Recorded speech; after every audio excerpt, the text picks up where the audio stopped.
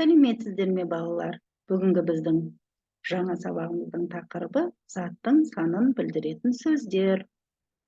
Балалар, заттың санын білдіретін сөздердің ережесін есімізге түсірейікші.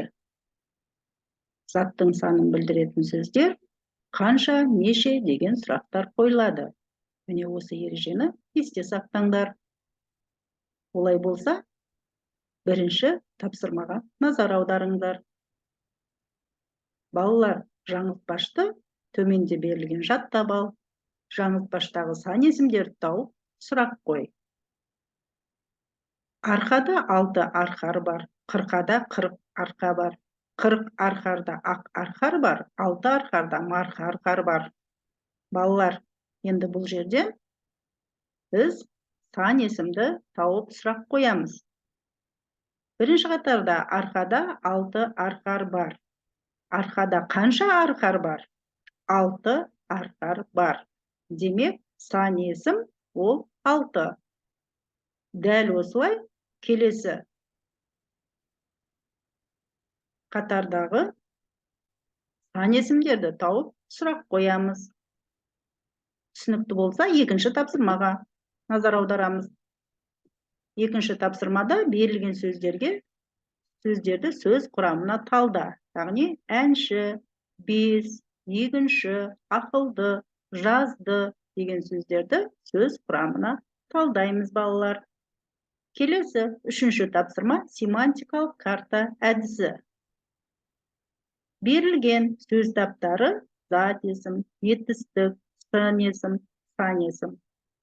Және де көйлек, әдемі, жүгірді, алты деген сөздер берілген. Міне осы берілген сызбада берілген сөздерді семантикалық карта әдісі бойынша орындаймыз. Әрі қарай төртінші тапсырма көп нүктенің орнына тиісті сан есімдерді қойып жаз. Демек, Асқар неше жаста? Асқар 7 жаста. Атасы қанша жаста? Атасы 60 жаста. Міне, дәл осылай көп нүктенің орнына тиісті сан есімдерді қойып жазамыз. Бесінші тапсырмаға назар аударыңыздар. Балалар, кодпен сөздер құрастырыңдар. Міне, бізде код берілген.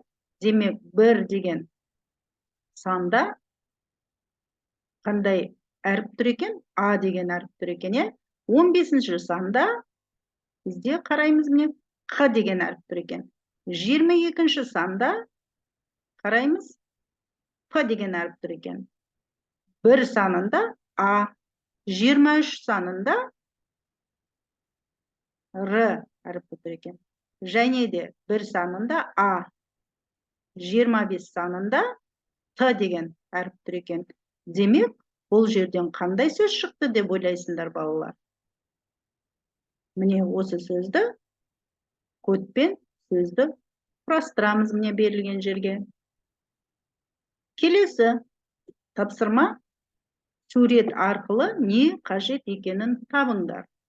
Сурет арқылы әр суретке хабарлы және сұраулы сөйлем құрап көшіріп жаз. Ма, па, ба және ме, ба, ме деген сұрақтар қойылады.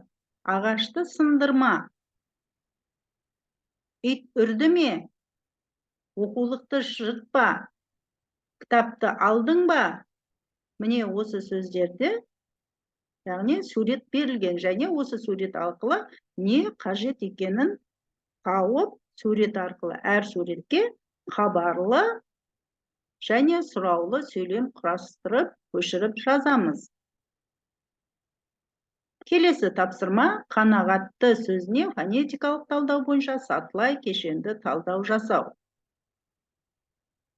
Әрине, біз бұл сөзге фонетикалық талдау бойынша сатылай кешенді талдау жасай аламыз.